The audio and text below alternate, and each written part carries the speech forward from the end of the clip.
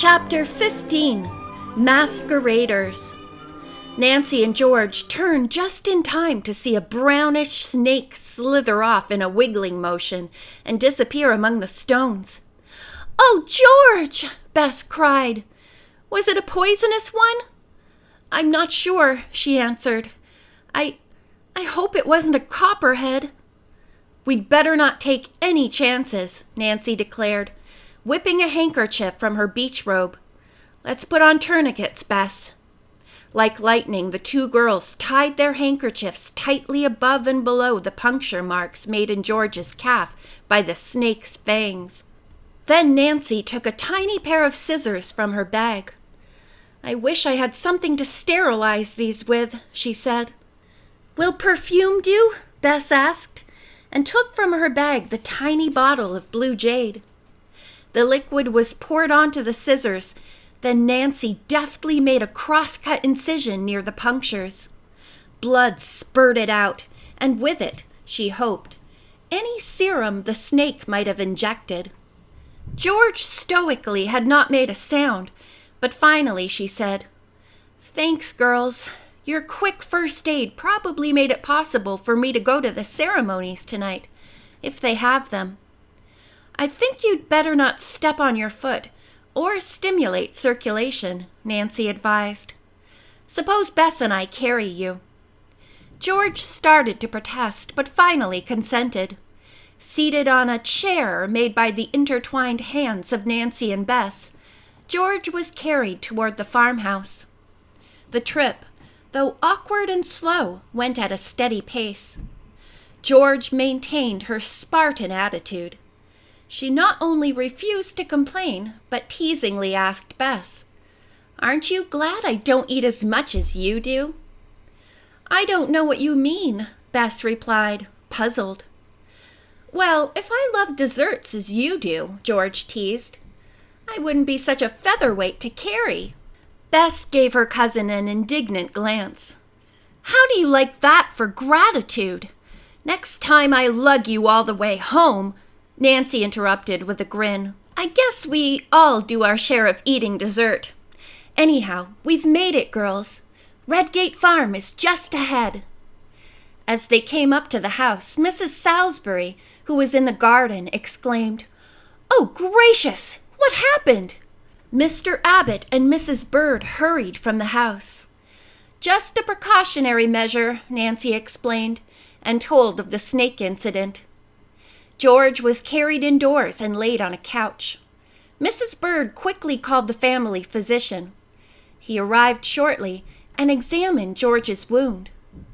The doctor nodded approvingly as he bathed it with an antiseptic and removed the tourniquets. "Excellent first aid treatment," he announced. "You'll be fine, young lady. I'd advise you to rest for several hours." "Thank you. That's good news." George gave a relieved grin. For the remainder of the afternoon, she was made to lie inactive. When dinner time came, George got up, declaring, "I never felt better." "But take it easy in case we go out tonight," Nancy pleaded with her. To allay suspicion on the part of the other boarders, Bess and Joanne were posted as guards across the road. If they saw the beginning of rites on the hill, the girls were to give bird calls. In the meantime, Nancy and George waited in George's room, the costumes ready to be picked up at a moment's notice.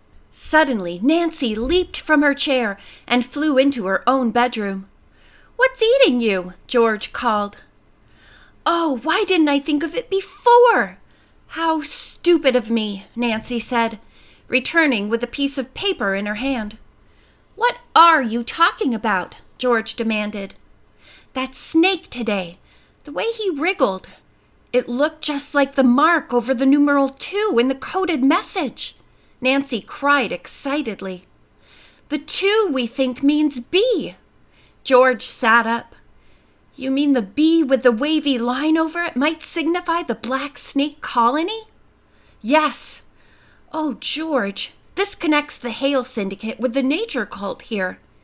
Now the message reads, "Maurice Hale calling Black Snake Colony meeting." and the 18 with a line under it. How about that? George asked. Not too hard to guess, George. The 18 is the letter R and could stand for Redgate Farm. Nancy, you're a whiz, as I've often told you, her friend declared. The young sleuth smiled, then said wistfully, If I could only have had another second to copy the next few numbers, I might have known the exact time. What happens now? Will you notify the police? At that instant, Nancy and George heard soft bird calls. No time to phone now, Nancy said.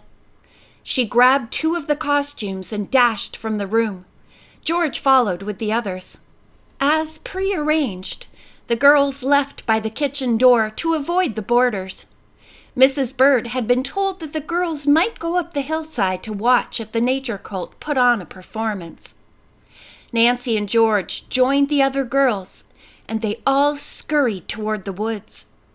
It was very dark beneath the dense canopy of trees, and Bess gripped Nancy's arm. Joanne was familiar with every path and led the way toward the hillside. A weird cry broke the stillness. Involuntarily, the girls halted and moved closer together. What was that? Bess chattered. Only some wild animal, Nancy reassured her. Come on, she urged. We must hurry, or we'll miss the ritual. The girls went through the dark forest as fast as they could. The moon was rising, and ghostly rays of light filtered through gaps in the foliage overhead. A faint breeze stirred the leaves into what seemed like menacing whispers. The girls finally reached the river trail and followed it. We must be careful now, Nancy warned in a low voice. We're drawing near the colony. The cult may have a lookout station during the night ceremonies. I hadn't thought of that, Joanne murmured. I almost wish I hadn't come, Bess whispered nervously. I had no idea it would be this dark. What were you expecting at 9:30 at night? George chided, in as low a tone as possible. It will be lighter when the moon rises higher, Joanne told her. Still, if you want to turn back. No, I'm going through with this masquerade if the rest of you are, Bess retorted stalwartly. Nancy hoped fervently it would remain a masquerade. She was firmly convinced now that the Black Snake group were unscrupulous people working with, or at least friendly with Maurice Hale. Nancy now felt convinced that the mystic rites were nothing but a sham. Fortunately, for Nancy's purpose, the hillside was covered with large rocks as well as dense shrubs, which would provide temporary hiding places. As the girls stole cautiously up the steep path, they could see cult members still congregating. We're in plenty of time, she thought. The girls separated, George and Bess crouching behind a huge rock. Joanne and Nancy took cover behind a heavy growth of shrubs and tall grass. For nearly 10 minutes the girls watched as figures milled about the hillside. Then they heard the sound of cars approaching. They must be coming up through the pasture again, Joanne said, listening intently. An instant later, she and Nancy saw the headlights of 3 automobiles. Look! Joanne tugged at Nancy's sleeve. More members are coming out of their tents. The 2 girls watched the white-robed figures walking slowly toward the brow of the hill, where the 3 automobiles had parked. I wonder if one of the newcomers is Maurice Hale, Nancy thought. She and Joanne were too far away to hear what was being said, but they could see distinctly. They watched as a group of men and women, 12 in number, stepped from the cars. Nancy could not distinguish any of their faces. The new arrivals quickly donned their white garments and headgear, similar to the outfits Nancy and her friends had made, then joined the other members of the cult. The ghostly figures soon began dancing about in the moonlight, and Nancy felt the time was right for her daring attempt to join the group. Before she could tell Joanne, There was a slight stir in the bushes directly behind her. Involuntarily, Nancy jumped, fully expecting to come face to face with one of the cult members. Instead, Bess and George emerged. "Isn't it about time for us to do something?" they asked, almost simultaneously. "Yes," Nancy agreed. "We'd better get into our robes as quickly as we can." The girls were well hidden by the rocks and bushes. They donned their costumes and pulled the headgear over their faces. For the first time, Nancy noticed the scent of blue jade on Bess. "I wonder if that was wise," Nancy thought. "If it attracts attention to Bess, it might increase her danger, but it's too late now to do anything about it." As George, overeager, started off, Nancy caught her friend's arm. "Wait," she warned. "We must slip quietly into the circle, one at a time."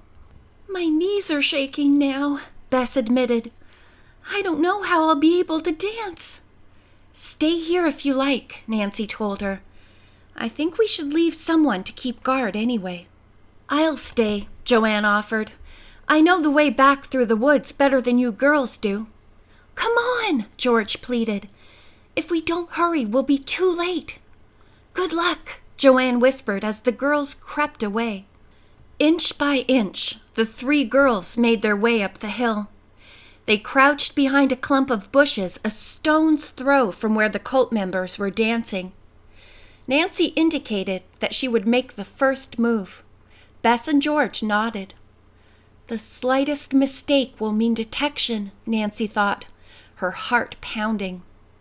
Waiting for the right moment, she suddenly slipped out among the white-robed figures and instantly began waving her arms and making grotesque motions. End of chapter 15.